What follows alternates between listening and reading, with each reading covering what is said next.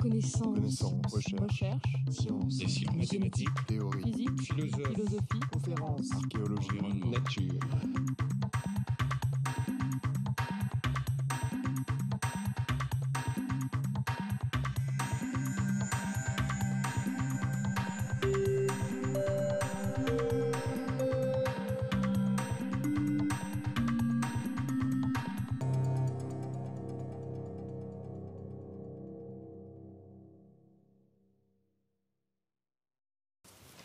Aujourd'hui, nous allons parler d'un très grand inventeur de théâtre et d'un peintre, et les deux se mêlent, Cantor, Tadeusz Cantor, qui est né en 1915, qui est peintre polonais et qui va inventer des théâtres, inventer une série de théâtres à partir de la guerre, dans la résistance.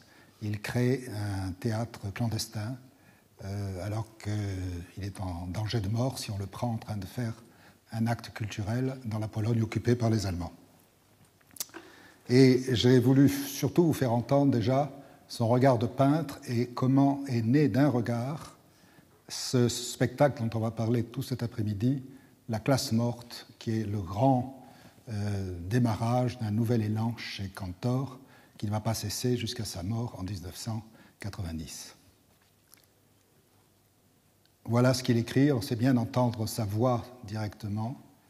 Voilà ce qu'il écrit pour raconter ce moment de rencontre, ce moment de regard exceptionnel. L'année 1971 ou 1972, au bord de la mer, dans un petit hameau, presque un village, une rue unique, de pauvres petites masures à un seul étage, et une, peut-être, la plus pauvre, l'école. C'était l'été des vacances. L'école était vide, abandonnée. Elle n'avait qu'une classe. On pouvait l'observer à travers les vitres empoussiérées de deux misérables fenêtres, bas situées juste au-dessus du trottoir. Cela donnait l'impression que l'école s'était enfoncée au-dessous du niveau de la rue.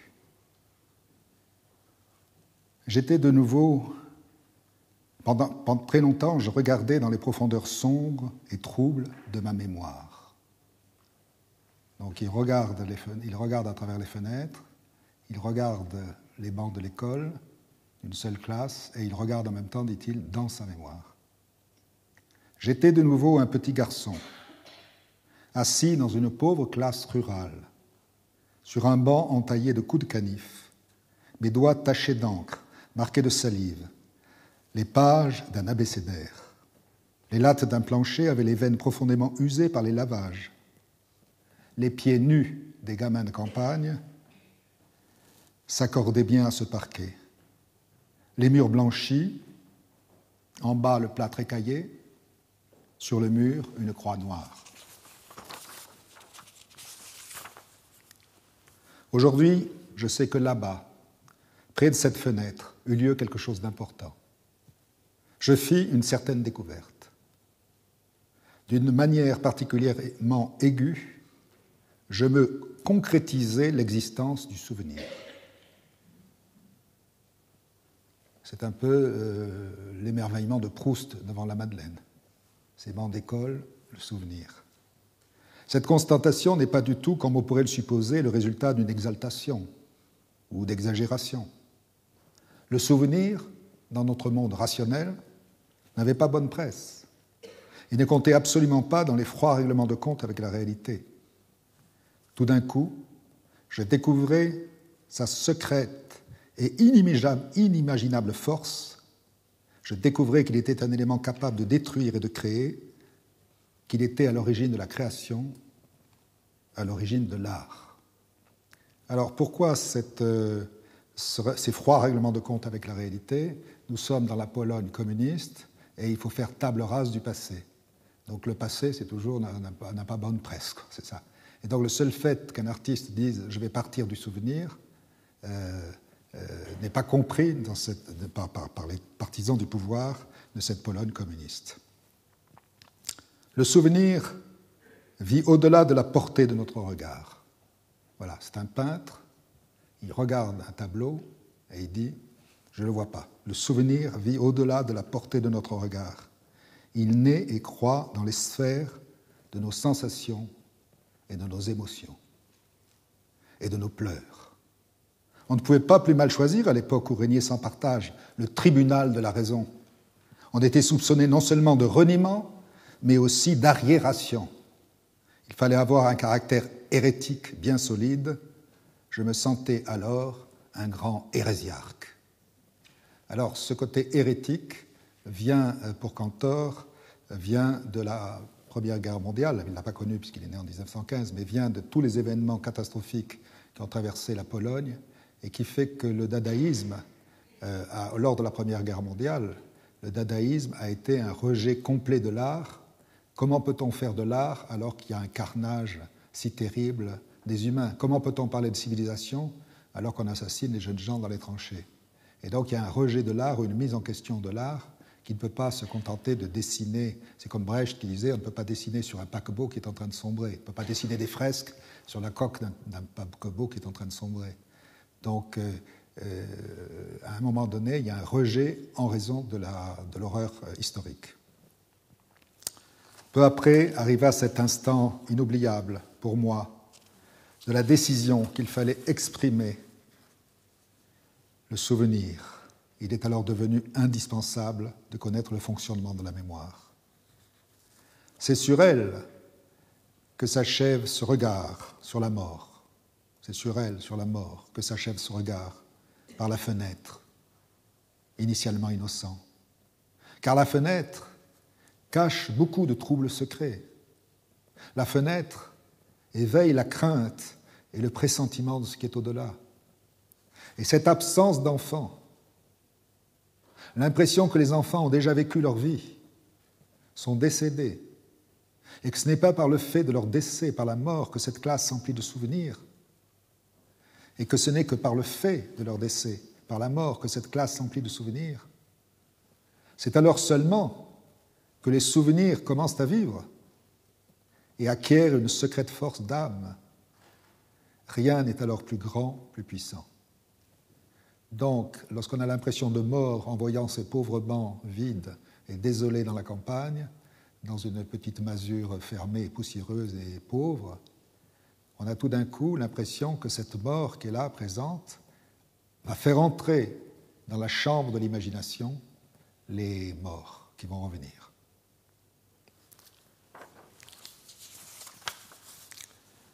Voilà. Et donc, l'idée de la classe morte a son origine justement dans cette pudique et fragmentaire vision.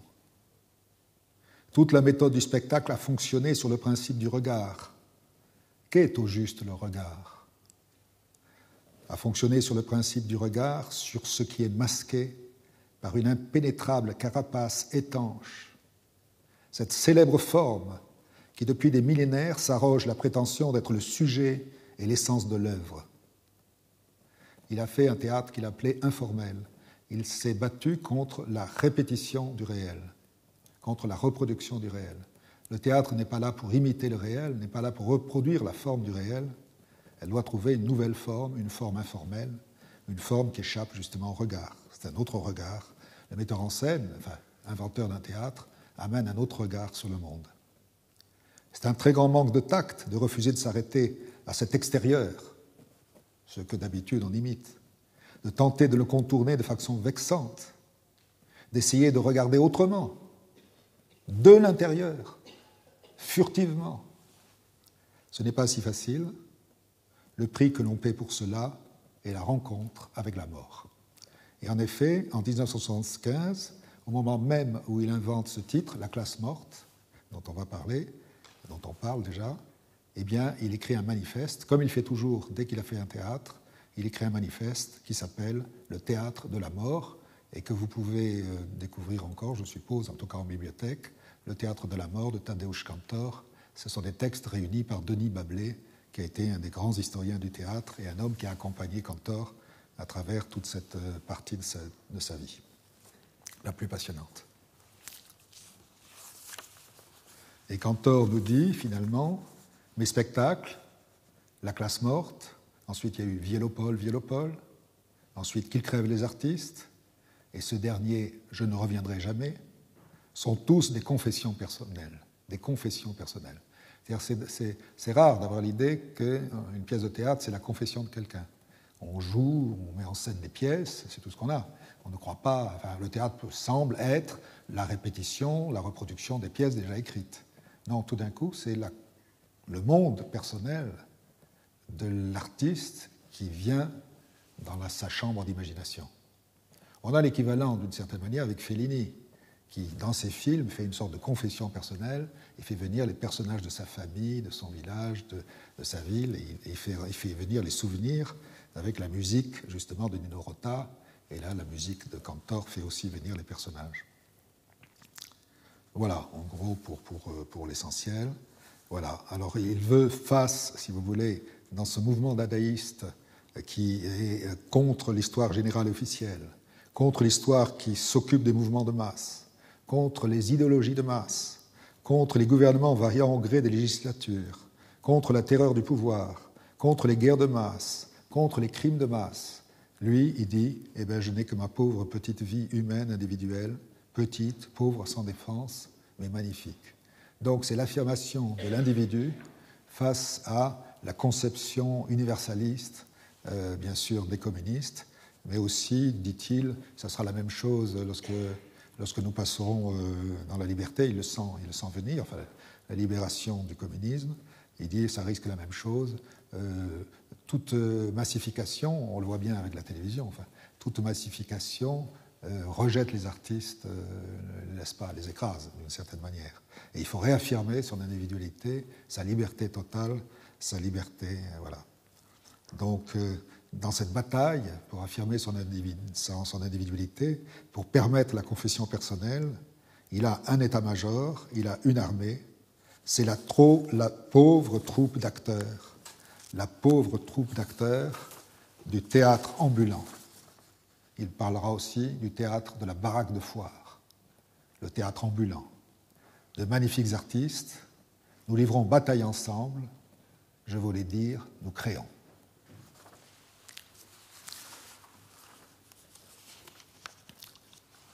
Cet homme n'est pas un homme du futur. Il ne se projette pas pour faire le théâtre du futur. Il vit dans le présent. Il essaie de réagir contre les théâtres contemporains qui l'entourent, auxquels il ne connaît pas le titre d'artiste. Je parle du théâtre institutionnel qui répète les mêmes chefs-d'œuvre. Je me sens seulement engagé envers l'époque où je vis et les gens qui vivent à mes côtés, dit-il, pendant la guerre. Et plus tard, il dit « Je ne suis pas un prophète fixant l'avenir du théâtre. Le futur, c'est maintenant. Rien d'autre ne m'intéresse. En art, on ne peut atteindre l'utopie qu'une fois, mais c'est cette fois-là qui compte. » Voilà. Donc on a bien l'ambition énorme et gigantesque de Cantor, essayer de trouver un théâtre de nulle part, utopique, un théâtre de nulle part, qui va s'imposer contre les théâtres institutionnels, contre les théâtres habituels, contre les coutumes artistiques. Car d'une certaine manière, je l'ai déjà dit, il se bat contre la forme tout acquise. Aller au-delà de la forme déjà acquise, ne pas cesser de chercher, renoncer aux positions déjà conquises, ne pas se permettre d'accomplissement, comme on dit, d'une soi-disant plénitude, ne pas cultiver un style. C'est-à-dire chaque fois qu'il aborde un sujet, il va essayer de trouver le style, et il va l'appeler, d'ailleurs, il fera chaque fois des manifestes qui seront chaque fois différents. Donc il est toujours en train de chercher. Il dit lui-même que sa vie artistique a été un labyrinthe. C'est-à-dire chaque fois il allait dans un endroit, il arrivait, il passait le cap, mais il y avait une porte, il y avait un mur, et il partait ailleurs. Il retrouvait un autre mur, il partait ailleurs. Et que c'est une vie qui se bat contre les murs. Et il avait comme créateur toujours besoin de se battre contre un mur. D'ailleurs, il a eu très peur à la libération de la Pologne, parce que tout d'un coup, il avait perdu son mur préféré, qui était le régime communiste, mais il savait qu'il y aurait toujours un mur. Ben là, c'est le mercantilisme, le capitalisme, tout ce qu'on veut. Enfin, et il s'est battu là, mais il est mort trop tôt. On ne contemple pas une pièce de théâtre. On prend une entière responsabilité en entrant dans un théâtre. On ne peut pas s'en retirer. nous y attendons des péripéties auxquelles nous ne pouvons échapper. Donc il y a bien l'idée que la pièce de théâtre n'est pas un lieu qu'on vient simplement voir, on vient pour un événement qui va nous saisir. Et un événement inattendu, un événement inconnu, un événement qu'on ne pouvait pas prévoir. Très souvent, quand on va au théâtre, on sait à peu près ce qui nous attend. Là, non. Là, on a été surpris. Et la première fois où la place morte a retenti, ça a été ce qu'on peut dire un choc. Je donnerai des exemples tout à l'heure. Un véritable choc, parce qu'on ne s'attendait pas à cela. Et c'est peut-être ça l'artiste, c'est celui qu'on n'attend pas. Et il le dit lui-même, je cherche un théâtre qui aurait une puissance d'action primitive, bouleversante. Une puissance d'action primitive, bouleversante. Donc il veut nous remettre presque à l'essentiel du théâtre, comme si c'était un théâtre qu'on inventait pour la première fois presque. Voilà. Alors cette liberté que vous avez chantiez chez Cantor, cette liberté, ce n'est pas d'ailleurs la liberté de la dissidence. Il a été dissident, mais il ne se complaît pas dans les dissidences. Et d'ailleurs, il n'a jamais voulu émigrer, parce qu'il trouvait que c'était une position de facilité. Et justement, il avait besoin de ce mur pour pouvoir avancer. Eh bien, il préférait autant avoir un mur fort, le communisme, et il préférait rester en Pologne et partir de Pologne. Autant il y a beaucoup d'artistes qui sont partis, qui ont émigré, lui a préféré rester dans la pauvreté. Il faut quand même dire qu'il a payé. Lorsqu'en 1950, en 1949, à un congrès communiste, il a été un des rares artistes, je crois qu'ils étaient 9 en tout, pour refuser le réalisme socialiste de Zhdanov. Donc à partir de là, il a perdu son emploi comme professeur au Collège des Beaux-Arts, donc à l'École des Beaux-Arts. Donc il était sans emploi. Donc dans les années 50 jusqu'à 55, je crois que ça s'est un peu rétabli, il a peint tout seul. Mais il ne disait pas je peins pas de manière clandestine, je peins pas amer. Dans la mesure où je peins, je suis libre. Je suis libre et mes tableaux qui ne sont pas vus dans ces années-là, on les verra plus tard. Voilà. Parce qu'on n'a pas pris ces tableaux, il n'a pas été soumis à il a été soumis à un rude régime qui est de perdre son emploi, mais on ne l'a pas menacé autrement, on n'a pas pris son œuvre. D'une part parce qu'on pensait que c'était un farfelu. Il avait un côté à l'époque, dit-on, un peu comme Salvador Dali, c'est-à-dire comme un mage, comme un homme un peu extravagant, un homme qui faisait découvrir l'avant-garde mondiale, les happenings, les emballages. Il faisait découvrir tout cela, et donc on le traitait un peu de voilà, le farfelu, ou c'est idiot, c'est pas intéressant. Donc il ne paraissait pas dangereux. Mais après, en approfondissant dans ce labyrinthe dans lequel il était enfermé, il est arrivé, comme quoi c'est en vieillissant qu'il a atteint une maturité extraordinaire, et c'est vers la fin de sa vie, enfin le milieu de sa vie, pas tout à fait la fin bien sûr, parce que ça a duré au moins 15 ans, son aventure de théâtre de la mort. Les 15 dernières années de sa vie ont été géniales. Alors cette liberté qu'il défend, il la prend aussi par rapport à la peinture. Pour lui, le théâtre, dans la mesure où il fait le théâtre, n'est pas une application des découvertes de la peinture qu'il fait. Il essaie plutôt de garder l'esprit révolutionnaire de la peinture, Picasso ou autre, enfin Dubuffet en particulier, mais il aimait beaucoup Dubuffet, essayer de garder le côté révolutionnaire de la peinture, mais sans s'enfermer dans le théâtre, c'est le laboratoire d'application des découvertes picturales. Il se méfie du laboratoire, c'est-à-dire qu'il se méfie de son grand ennemi, d'une certaine manière, qui était Grotowski. Grotowski faisait des laboratoires d'expression avec des acteurs, mais ça, c'était très soutenu par le régime, et Grotowski tournait dans le monde entier, alors que lui, il n'avait pas le droit de faire du théâtre, ou très peu. Enfin, il était presque clandestin malgré lui. Mais Grotowski, qui a fait effectivement beaucoup d'avancées qui était professeur au Collège de France, qui a fait beaucoup d'avancées dans le travail des acteurs, dans l'expression des acteurs, n'a jamais créé beaucoup de spectacles, très peu. Donc c'était plutôt, le théâtre était le lieu d'application de la théorie de l'acteur, de Grotowski. Alors que lui, c'est l'inverse, il n'a pas tellement de théorie sur l'acteur, il a plutôt un travail avec l'acteur qui va l'amener à inventer un autre jeu avec l'acteur dont on va parler.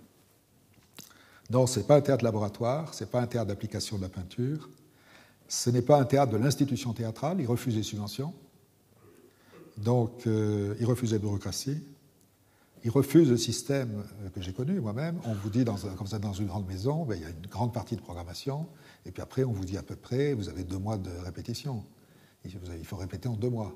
Lui, ça lui paraît, un peu comme Ariane Mouchkine, si vous voulez, ça lui paraît totalement aberrant. Lui, il est prêt à faire 6 mois, 8 mois, 10 mois de répétition, à condition d'inventer quelque chose et non pas de reproduire. D'où le temps de la recherche. Mais sans que ça soit laboratoire.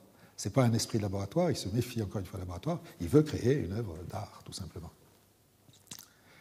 Et par rapport aux acteurs professionnels, il ne va pas choisir des acteurs qui sortent des écoles professionnelles, parce que justement, ils ont été modelés pour correspondre au canon du théâtre traditionnel.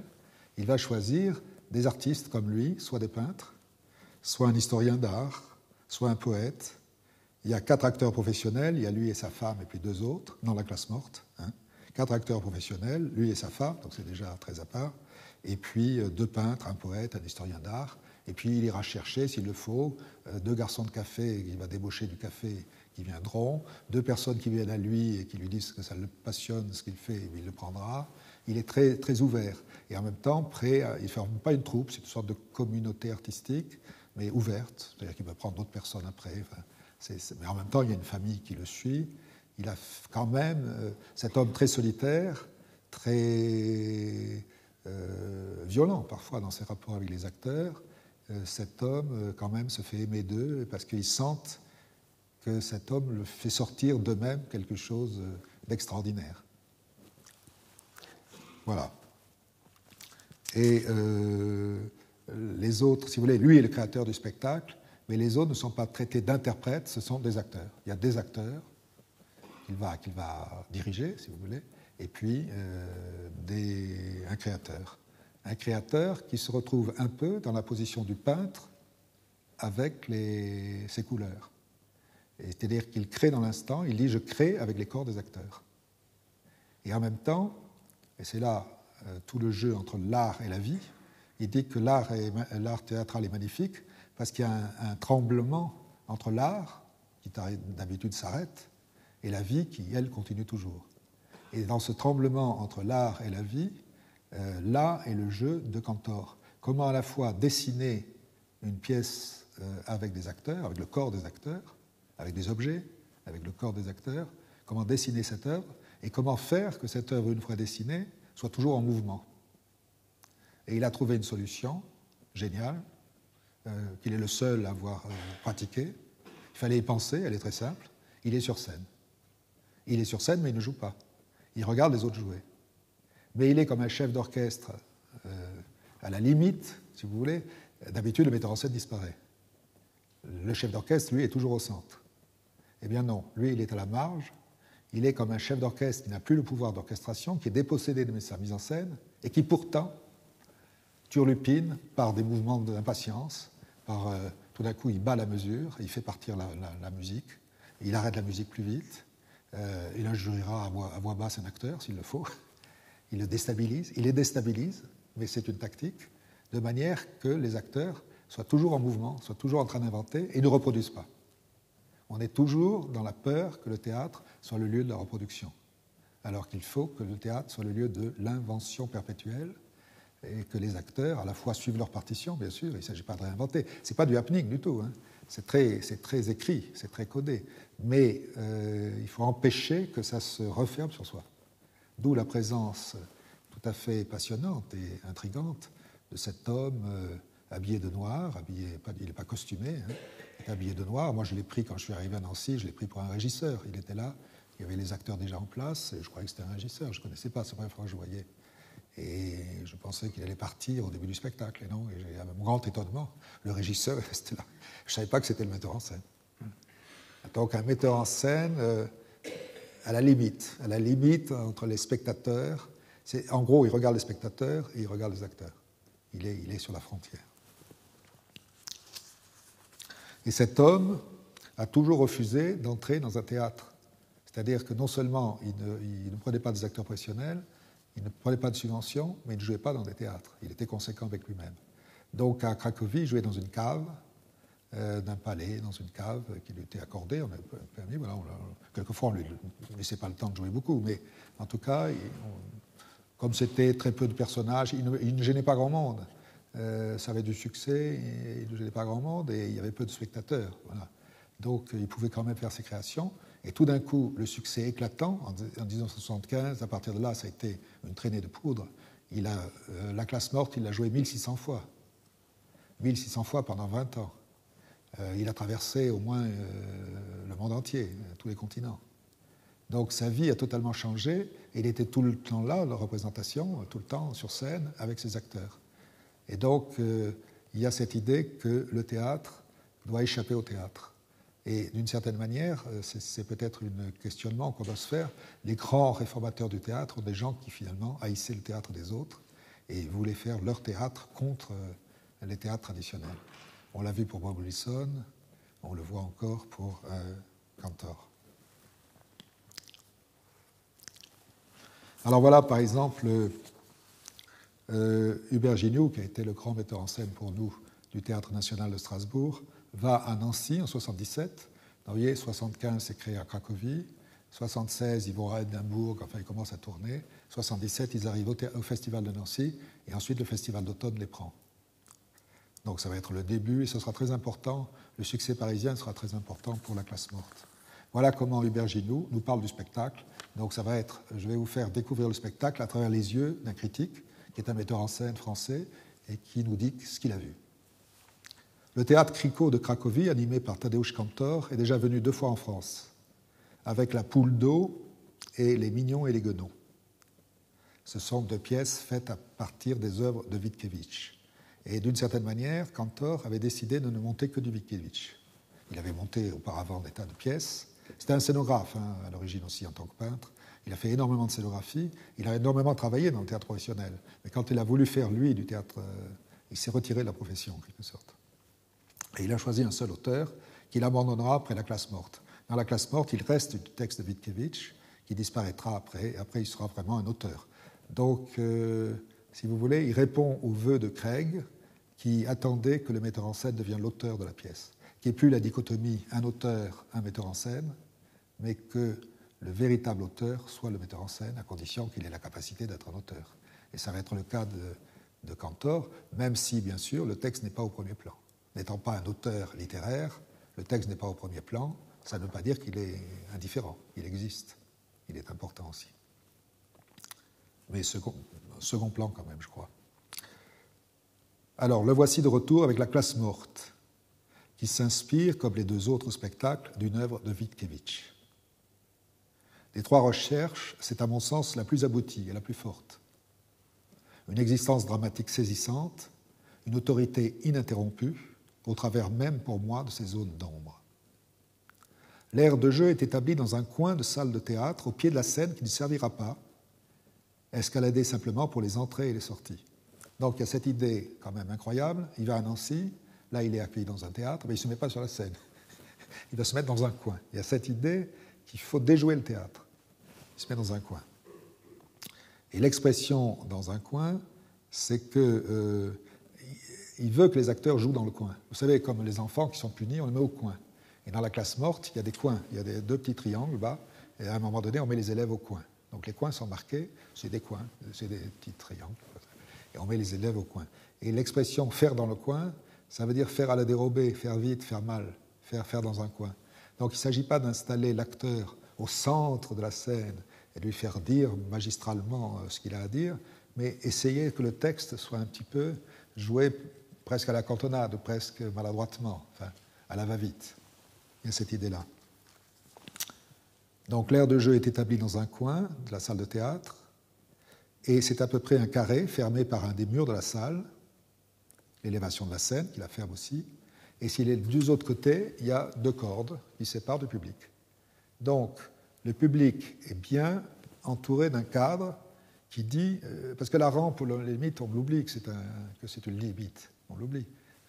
Tandis que là, tout d'un coup, non, il y a une limite, on vous met 2 cordes, vous êtes derrière les cordes, vous savez que vous voyez quelque chose qui est au-delà.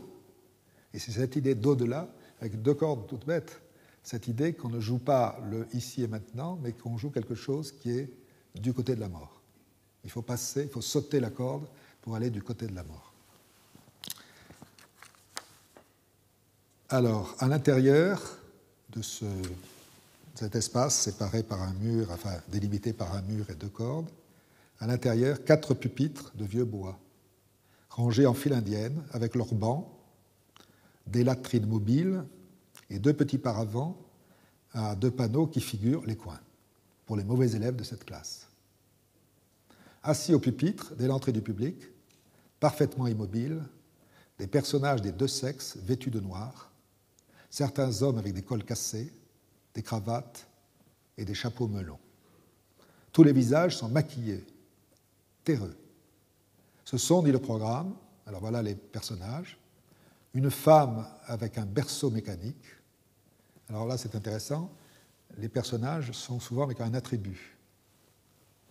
Une femme avec un berceau mécanique, une prostituée somnambule, un vieil homme avec une bicyclette, une femme à sa fenêtre, en fait c'est un cadre qu'elle porte comme ça, qui est caché par le banc, puis elle regarde, voilà, une sorte de voyeuse.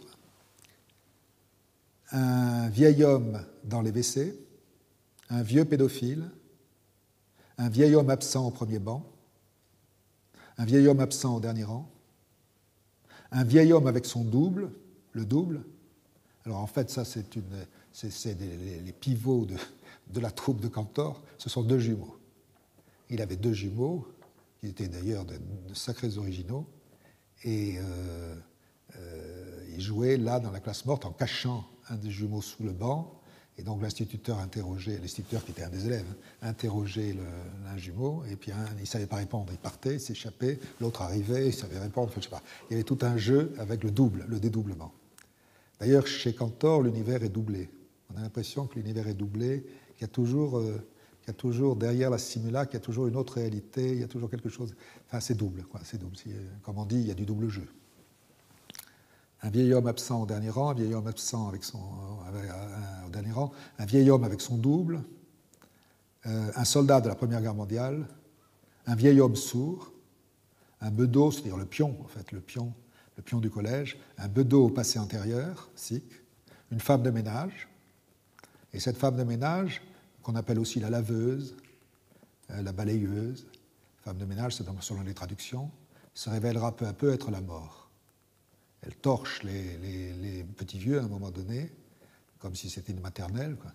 Et en fait, c'est le lavage des cadavres. Le lavement des cadavres, je ne sais pas comment on dit. Et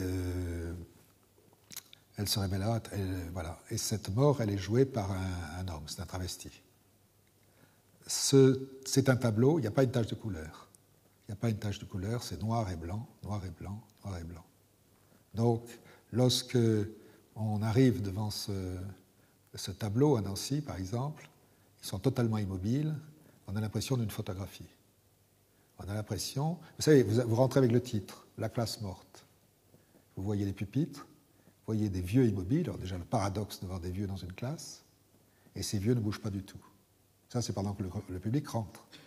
Pendant que le public rentre. À un moment donné, à Nancy, il y a une femme qui s'est évanouie. Alors là, j'ai vu Cantor apparaître. Qu'est-ce que c'est? Qu'est-ce que c'est? Vous l'évacuez, on n'est pas à un hôpital ici, vous l'évacuez, vous l'évacuez. Tout de suite, il a fait partir la femme. Il est aux aguets, il défend sa création. Il est assez étonnant, quoi. Et voilà un petit peu. Donc, une photographie arrêtée. Puis la représentation commence et le groupe s'anime. Que se passe-t-il? À en juger élémentairement des actions individuelles, discours, invocations, colère, frayeur, haine, honte, désir, et des états collectifs frénétiques ou prostrés. Quelques personnages portent tenant à eux comme un membre atrophié, alors ça c'est à un moment donné, mais je peux vous raconter, je relaye Gino. Donc on était là devant ces personnages arrêtés, et tout d'un coup, la lumière bascule, on sent que les retardataires ne sont plus ennemis, donc on comprend que le spectacle a commencé, il reste encore 4-5 secondes immobiles, et tout d'un coup, de manière un peu saccadée, ça aussi ça va faire partie du jeu qui nous rapproche des mannequins, de manière un peu saccadée, il lève le doigt. Alors en Pologne, on lève 2 doigts. On ne lève pas un doigt comme en France, c'est 2 doigts. Il lève 2 doigts, et puis les autres aussi 2 doigts, et tous réclament quelque chose. Ils réclament quelque chose, et peu à peu, on comprend que cette photo de classe a besoin d'aller faire pipi. C'est-à-dire, comme ils sont vieux, qu'on les a laissés immobiles si longtemps, ils ont besoin d'aller faire pipi. Donc il y a cette idée que vous rentrez dans une image dramatique, très grave, et tout d'un coup, vous avez la farce, le blasphème, la déréalisation du sacré. On croit que c'est vieux, c'est... Voilà. Et tout d'un coup, on va tout de suite sur le dérisoire. C'est pour ça que Fellini n'est pas faux. Hein. C'est-à-dire que tout d'un coup, il y a à la fois voir les gens, mais du côté du pathétique, première impression, et tout à coup du côté du dérisoire, deuxième impression. Et Cantor est l'homme des contradictions. C'est l'union des contraires. Il déteste être enfermé, et donc dès que lui-même a une idée, il ne s'y enferme pas. Et c'est Fellini qui dit, si tu as une idée, et qui reprend un poème zen, enfin un adage zen, si tu as une idée, moque-toi de cette idée. Et là, Cantor, si tu as une image, rends-la dérisoire, ou ridiculise ton image. Ridiculise ton image. Donc, il y a cette façon d'attraper vous voyez, une image et tout de suite après de la contourner. Les petits vieux partent en reculant. Donc c'est assez extraordinaire. Vous rentrez au théâtre, vous avez tous les acteurs qui vous attendent. Première action, ils s'en vont. D'habitude, les acteurs rentrent. Là, tous, ils sortent. Et en reculant. En regardant une sorte de professeur, le professeur étant le public. Hein. Est-ce que j'ai le droit de partir? Voilà. Et ils vont faire pipi. Voilà. Et tout d'un coup, il y a un silence de quelques secondes avec la classe morte, c'est-à-dire une classe vide. Et là, l'image qu'il a vue à la fenêtre, au bord de la mer, elle est là. Elle est là. Et cette image qui avait dit, tiens, les enfants sont décédés, les enfants sont morts, et la classe est poussiéreuse, c'est une classe de mort, eh bien, il actionne la petite chambre d'imagination dont je parlais, attire les morts. Et reviennent les vieux au son d'une valse qui évoque l'époque des Habsbourg et de l'Autriche, une valse autrichienne, dont le titre est J'espère que le bon vieux temps va pouvoir revenir. Voilà, il n'y a pas de parole, hein, mais une valse donc, qui est sorte un peu sirupeuse, un peu cliché, qui est d'ailleurs disjonctée, enfin qui est un peu travaillée au son comme grinçante, c'est du sirop grinçant, si je voulais dire. Et tout d'un coup, au son de cette valse, les vieux apparaissent, les vieux qu'on a vus partir, apparaissent avec sur eux, accrochés à eux, les mannequins des enfants morts. Ces vieux ont tué leurs enfants morts. L'enfance est morte maintenant. Peut-être qu'ils sont criminels, peut-être que c'est eux qui ont tout fait pour étouffer l'enfant qui était dans eux. Donc, les vieux sont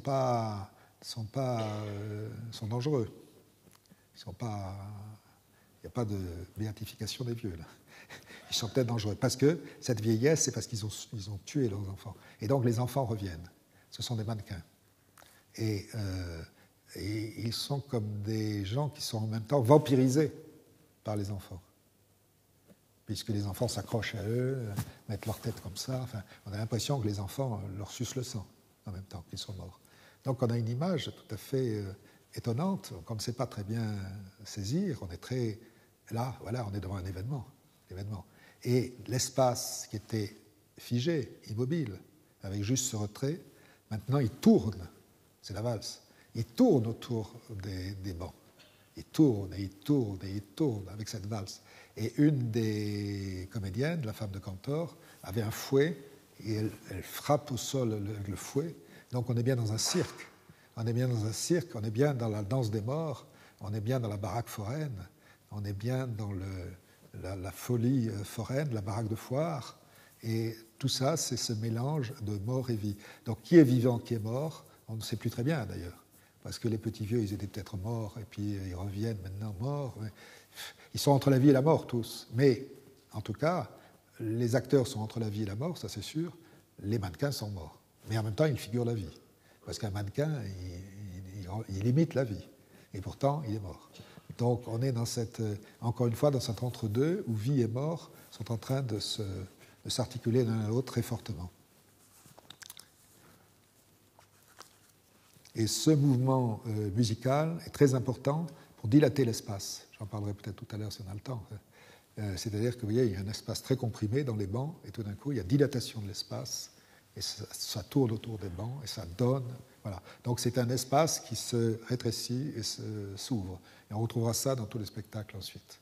Les spectacles. Donc il n'y a pas de décor. Il y a des accessoires, et ces accessoires ces accessoires qui sont souvent sur roulette, qui permettent de dilater l'espace et de le rapprocher. Les décors, la notion de décor d'illusion n'existe pas. Voilà. Alors, je vous ai parlé des enfants. J'ai parlé des personnages, dit Virginou. Il s'agit plutôt, non pas de personnages, mais de types. Quand je vous dis un vieux pédophile, un vieil homme absent, au premier rang, un vieil homme avec son double, etc., c'est des types. J'ai oublié de dire que les rôles féminins et masculins étaient truandés. C'est-à-dire, par exemple, un petit vieux absent, c'est une comédienne relativement jeune qui est grimée et qui joue un petit vieux absent. Il mélange la fille à la fenêtre, la femme à la fenêtre, c'est joué par un homme. Mais avoué homme, pas du tout, enfin avec simplement une sorte de chasuble femme, mais pas un travesti vraiment de femme. C'est un homme qui a mis une grande robe noire et en même temps c'est la femme à la fenêtre. Mais rien, pas cheveux courts, pas du tout cheveux longs d'une femme. Donc on est dans une chose qui n'imite pas. Mais les personnages ne répondent même pas dans l'interprétation, dans la distribution, ne répondent pas tout à fait. On vous dit une femme, oui c'est une femme, mais c'est joué par un homme. Donc voyez, on est toujours balancé. Alors ensuite, j'ai parlé de personnages, il s'agit plutôt de types, mais soigneusement caractérisés par le maquillage, la forme, le port du costume, les gestes et la voix, avec ce problème de travesti. Le travail des acteurs est d'une précision et d'une cohérence admirables, ça c'est sûr. Par instant, des images de synagogue s'imposent. Alors on va peut-être en voir une, comme ça je vous ai parlé des vieux, ça on va rentrer dans le spectacle. C'est une image de synagogue. Qu'est-ce qu'il s'agit de quoi? Il s'agit de... Alors je ne sais pas si on va avoir le son ou pas, tout à l'heure on ne l'avait pas, je ne sais pas, ça va être la surprise, sinon je commenterai, mais je vous explique avant. Il s'agit d'un moment où ils disent des leçons, ils récitent la leçon scolairement, bêtement, comme des élèves un peu attardés, comme ça, et ils récitent mécaniquement, scolairement leurs leçons, et tout d'un coup, vous allez sentir le passage de l'école à la synagogue. Et donc pareil, on parle d'une chose concrète, et hop, on glisse dans le sacré. Et ce n'est pas pour se moquer de la synagogue, c'est pour tout d'un coup rappeler aussi une influence juive dans ce théâtre-là. Voilà, un espoir qu'amène la musique. Tout le monde se lève, le toast, et puis, voilà, la vie c'est ça, et des illusions, des espoirs, elles s'en vont. Et le spectacle est fait de ces arrivées du souvenir, de ces arrivées d'espoir, de ces séquences qui s'ouvrent, et hop, qui se referment. De cet espace, alors là on n'a pas vu la valse qui tourne autour des bancs, mais pareil, l'espace s'ouvre et puis se referme. Là, on se lève, on se rassied. Ce mouvement-là. Voilà, je crois qu'on peut, je voudrais pas, le temps passe vite.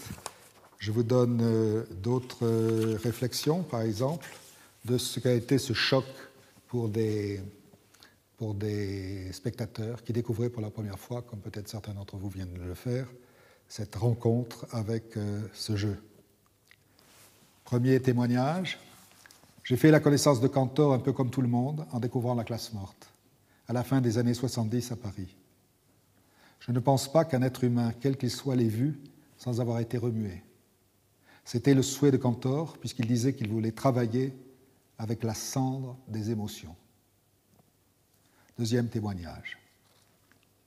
Alors là, le premier témoignage, c'est la femme qui l'accompagnera dans la galerie de France, je crois qu'elle s'appelait, qui l'accompagnera pour faire toutes ces expositions de peinture. Je ne sais plus son nom. Elle s'appelle Catherine Tieck. Elle dirige la Galerie de France. Deuxième témoignage.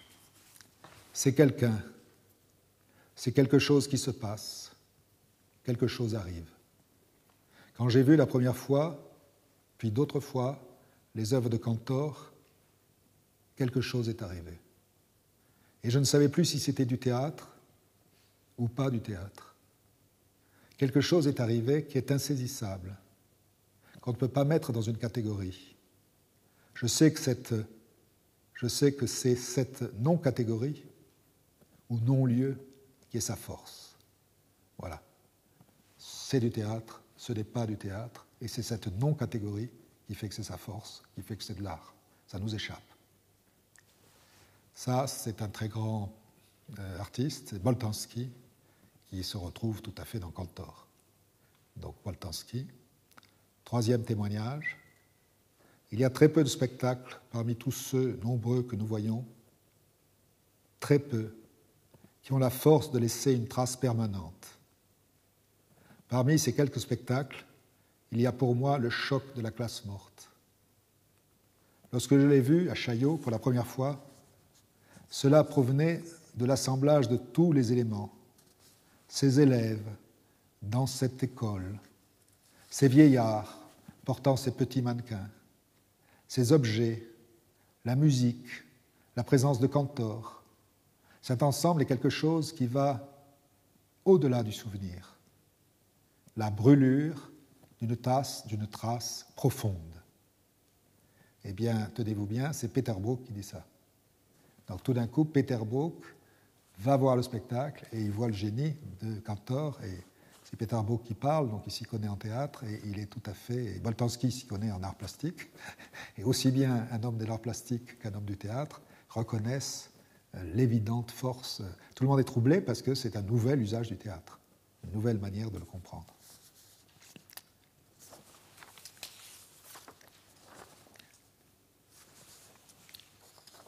Et moi-même, à Nancy, quand j'ai été fasciné, surpris, et je ne connaissais pas l'avertissement de Cantor. Voilà l'avertissement de Cantor. Lorsqu'on entre dans une salle de théâtre, on assume une grande responsabilité. Ça, c'est magnifique. Lorsqu'on entre dans une salle de théâtre, on assume une grande responsabilité. On ne peut pas y échapper. On se retrouve requis dans un enchaînement de situations que l'on ne saurait fuir. Voilà. Alors, il y a vraiment peu de spectacles qui nous donnent cette impression d'être requis, d'être saisi, d'être tenu, d'être emballé, en quelque sorte, et toujours avec distance, toujours avec dérision, parce qu'on n'est pas... On est fasciné, mais en même temps, on est distant, parce qu'on est devant quelque chose où on est très proche et en même temps un peu loin. Il nous laisse la corde, on est séparés. On est séparés, on n'est pas... C'est pas wagnérien, c'est pas l'art total, on n'est pas envahi par le spectacle. On est à une certaine distance de lui, et en même temps, on est totalement saisi par l'émotion, qui vient sans doute l'émotion de l'usage de la contradiction permanente. C'est ça qui crée, je pense, l'émotion. C'est-à-dire, ce n'est pas un cliché, on est quelque chose qu'on ne connaît pas, parce qu'il dit deux choses en même temps, et on ne sait pas très bien ce qu'il dit dans cette contradiction, et c'est cette contradiction qui nous perturbe et sans doute nous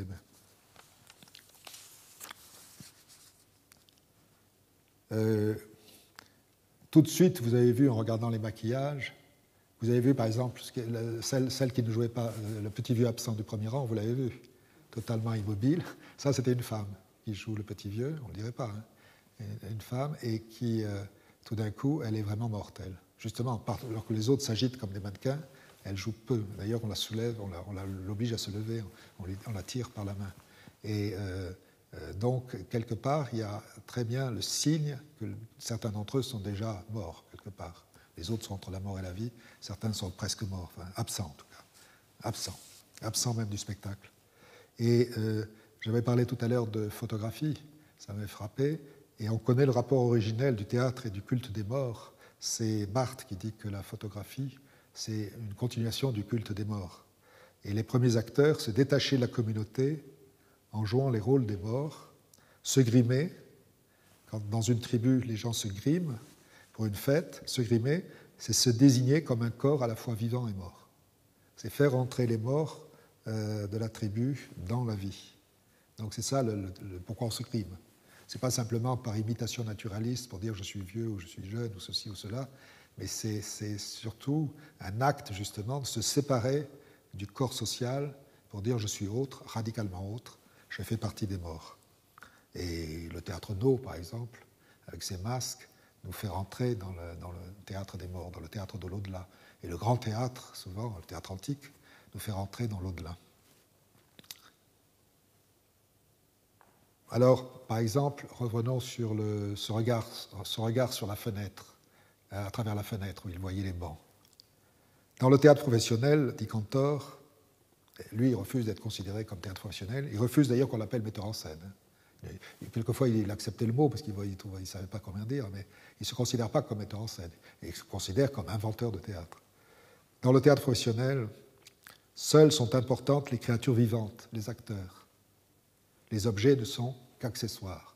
D'ailleurs, on le dit dans le langage de théâtre, ce sont des accessoires. Mais dans la classe morte, par exemple, un des éléments les plus importants, ce sont les bancs. Donc des objets. Non. Ce ne sont pas des objets. Ils sont une machine de la mémoire. Et les créatures vivantes sont tellement liées à ces objets qu'on ne peut pas les séparer vraiment. L'acteur, lorsqu'il commence à vivre sur scène, est comme le prolongement du banc. Et ça, effectivement, encore une fois, je suis rentré à Nancy, ils sont tous immobiles, ils font corps avec leur banc. Ils sont tous, et d'ailleurs, beaucoup d'acteurs, après, prendront un accessoire, ils feront corps avec leur accessoire. Là, ils font corps avec leur banc. Et les bancs ont égale valeur aux acteurs. Les acteurs égale valeur aux bancs. Ça aussi, c'est une idée radicalement nouvelle. Et il dit, l'acteur, lorsqu'il commence à vivre sur scène, est comme le prolongement du banc. Oui, c'est presque ça. Non que je veuille faire de l'acteur un objet. Je veux faire vivre l'objet pour que l'objet devienne un organisme vivant. Et il insiste, les situations théâtrales et ma méthode pour faire agir les acteurs effacent cette distance conventionnelle entre l'objet considéré comme mort et la créature humaine. C'est ma découverte. En effet, il ne fera presque jamais construire des objets, mais je pense que là, il les a quand même fait construire pour avoir exactement les dimensions qu'il voulait. Mais s'il les avait trouvés dans cette vieille salle de classe dont on a parlé, il les aurait pris tels quels. Il va chercher ses costumes dans ce qu'il appelle les brocantes du cimetière. Les brocantes, tout simplement, mais il les appelle les brocantes du cimetière. Il va chercher ses costumes, il va chercher les objets, il prend les objets ready-made, déjà faits, un peu à la manière des dadaïstes qui prenaient les objets tout faits, ou du chant.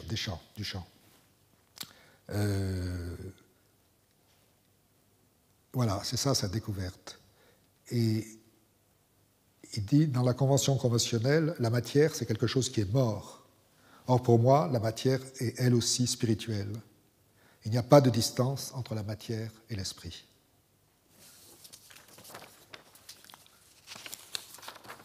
Eh bien, je vois que le temps me rattrape. C'est trop court, 1 heure. On va passer le second extrait pour voir entrer maintenant les mannequins dont on a parlé. Les mannequins des enfants. Je ne sais pas comment conclure, il y a tellement d'autres choses à dire. Ce qu'on peut voir, c'est que c'est un homme qui a très librement, avec une obstination extraordinaire, qui fait que finalement, on n'avait pas de prise sur lui. Et le régime communiste, d'une certaine manière, à un moment donné, même l'a soutenu, parce qu'il avait tellement de succès à l'extérieur qu'il était une garantie de la culture polonaise en expansion. Il donnait des garanties au régime, presque. Et donc, il a pu vraiment mener sa vie théâtrale comme il l'entendait, à sa manière. Alors, c'était un homme qui prenait des colères extraordinaires, énormes, avec ses acteurs, puisqu'il les déstabilisait nécessairement. Il cherchait à les déstabiliser. C'était une stratégie. Donc, les acteurs étaient blindés, ils l'acceptaient. J'ai assisté par chance à une répétition à Florence. Ce qu'il y avait d'extraordinaire, c'est que les répétitions, c'était comme s'ils jouaient. Pourtant, ils ne jouaient pas, ils étaient en train d'inventer le spectacle. Mais il n'avait que 4 heures, tellement c'était épuisant pour les acteurs, ils travaillaient 4 heures par jour, pas plus. Eh bien, dès que top de départ, les acteurs jouaient à fond.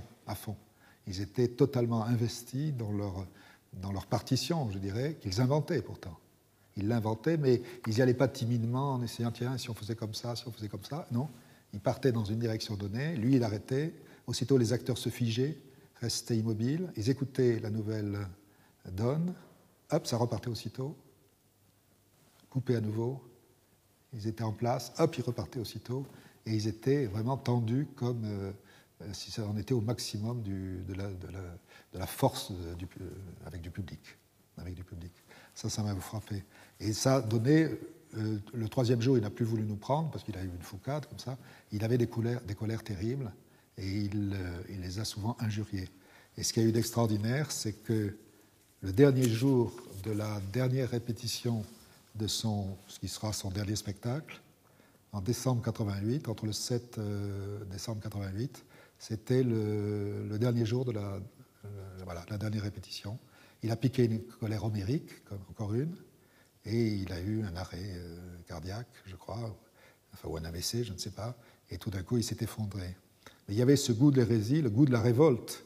Il l'avait contre ces acteurs qu'il adorait, pourtant. Et les acteurs l'aimaient, tout en ayant parfois par-dessus la tête de ce dictateur, quoi.